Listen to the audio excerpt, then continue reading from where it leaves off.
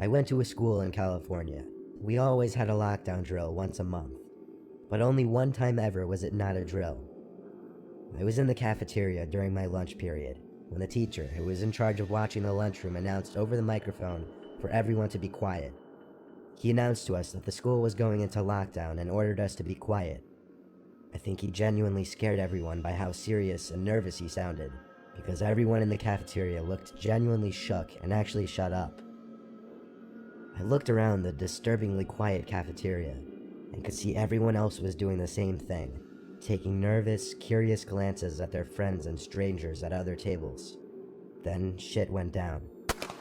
A gunshot echoed from across the school, and that's when panic set in with everyone.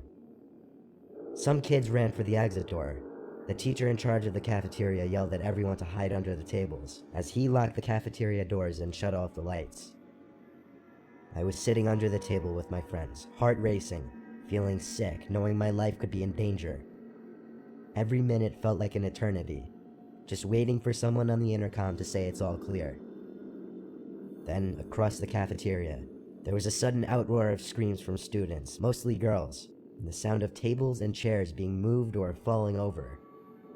My friends and I looked out from under the table, and we saw a kid with a gun outside the locked door of the cafeteria. Then I remember hearing gunshots. He was shooting at the glass door. The glass didn't shatter right away. I don't even know if it did at all, but the entire lunchroom cleared out through the two side exit doors to the outside. Students of all ages either ran to their cars or off the school property and into the neighborhood streets. I ran in the direction of the front of the school, also the direction of my house. I saw police cars already outside. I think they had just arrived at that point, but I didn't stick around to watch. I got home and told my parents, and my dad turned on the news to see the shooting was already being talked about.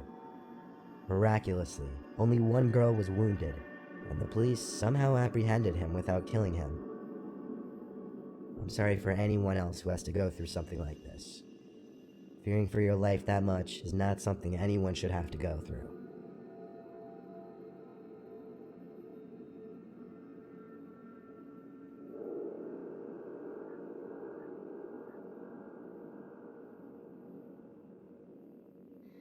I went to a very poor high school in a bad neighborhood. Because of that, we regularly had fire drills and lockdown drills in the case of something happening. During the lockdown, the teacher would turn off the lights and we'd all hide in a corner of the classroom without saying anything. It was a cold day in the third quarter of the school year. The windows were all shut, obviously, but still, my teacher had to stop mid-sentence because we could all hear some kind of shouting outside. Definitely some kind of commotion. My teacher went to the window, looked outside, then opened one of the windows, but the yelling seemed to stop by the time he did. At the same time, the dean started speaking over the loudspeaker and said we were going into a lockdown. My teacher rushed to shut the door and turn off the lights, and we all did our thing, went to the corner of the room. Time seemed to move slow as we were all huddled in that corner. Screams started coming from the hallway. Not the screams of students, but deranged, angry screams from a grown man.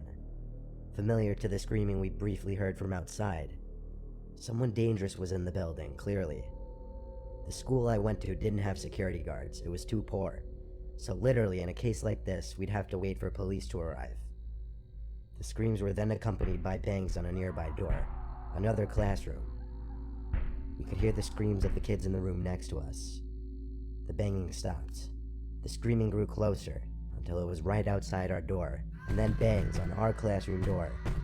A couple kids screamed and started to cry. The sick man on the other side of the door banged and banged.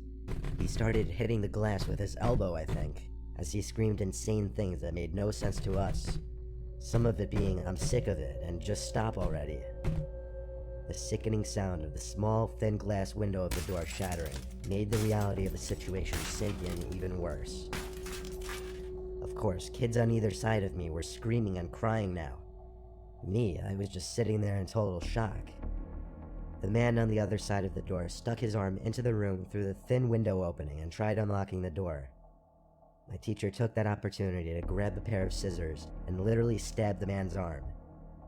The man cried out in pain, banged on the door a few more times, even harder now, and started running down the halls, still crying in what was probably a mix of pain and anger. The lockdown was ended a few minutes after police arrived. There had to be at least 6 cop cars outside, and yes, the crazy sicko man was arrested, and probably brought to a mental hospital. The man apparently wasn't armed, but he clearly came into the school with intentions of hurting people. Kids, mind you.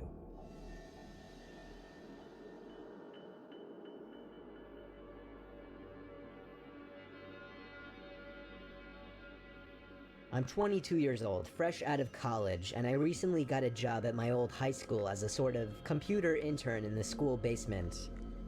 The basement of the school is very messy and disorganized, but there is a small 3-person office that's actually very nice down there.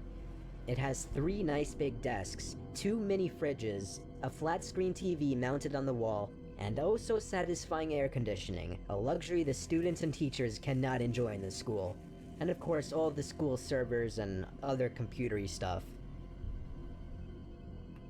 I got the job because 3 of my old computer teachers flat out adored me. I could actually consider them as real friends, not just teacher figures, so they all helped tremendously in landing me this job. It's been great, until something that happened a few weeks ago. My 2 co-workers that share the office with me, Dave and Gary, weren't in the office at the time. They were upstairs working on papers or whatever. I was eating my sandwich during my lunch break when I got a phone call from one of the women in the front office, telling me the school was on lockdown and that somebody, possibly armed, had entered the school. There wasn't much that I could do other than turn off the lights because, surprisingly, as nice as this little office was, it didn't have an actual door to it, just a big opening, and the door to the whole basement didn't even have a working lock. For my own safety, I did turn off all the lights in the office and my computer screen. I kept my phone on the desk, texting both Gary and Dave, but they wouldn't respond.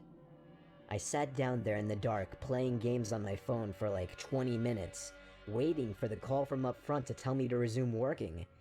I had no idea what was happening. I couldn't hear what was going on upstairs from down here. But I was not allowed to make any calls until I was informed that the lockdown was over. Then, the noisy basement door opened. As the creaking echoed across the basement and into my office, I sat up from my seat, wondering if I should call out Gary or Dave. I was eager to get some info from them. Someone then came running down the stairs, and their footsteps were approaching my office. I pushed away my chair and crawled under my desk. Somebody entered the office, but did not turn on the lights. There was just silence. I can't even describe the fear I was experiencing. I felt like if I made one sudden noise, I'd be a dead man. Suddenly, my phone dinged as I got a text message. I felt my entire world shrivel up and die at that one moment, as I clenched my teeth in fear. Footsteps suddenly moved closer to me until I finally dove out from under the desk in capitulation, begging whoever it was not to kill me. And just then, someone grabbed my arm and pulled me up. It was some guy in a red plaid button-up, jeans, and a reddish-black cap. He told me, "It's okay, I'm just down here hiding with you." "What's going on up there?" I whispered to him. He kind of ignored my question and asked me if there's an exit down here. I told him, yeah, around that way. Before he could do anything else, I asked him, "Who are you?" There was a brief moment of silence. Before he started explaining he was coming in to pick up his son, when a teacher told him to hide. After his explanation, I checked my phone and saw the text I received was from Dave. It said, "Dude, this is fucking crazy. Some guy with a gun shot Mr. Buckley. He's wearing a red shirt and a hat. Whatever you do, don't come upstairs." I was about to reread that text out loud to the man, until I realized. I looked up, and felt my stomach sink. The man seemed to catch on to my suspicious stare. Panicking, all I could think to do was to run for the upstairs. A gunshot echoed through the basement, and I could hear the bullet ricochet off something metal in the darkness. But thank God the bullet missed me, and I made it upstairs. Fortunately, police were waiting at all exits, including the basement exit, and caught the man the second he opened the door. More good news, our teacher Mr. Buckley survived the gunshot. It was later determined that the man and Mr. Buckley had some beef for whatever reason, but that was never revealed. All we know is that Mr. Buckley couldn't have done anything that would have warranted this kind of reaction. And I know that the sound of that gunshot will forever echo in my mind.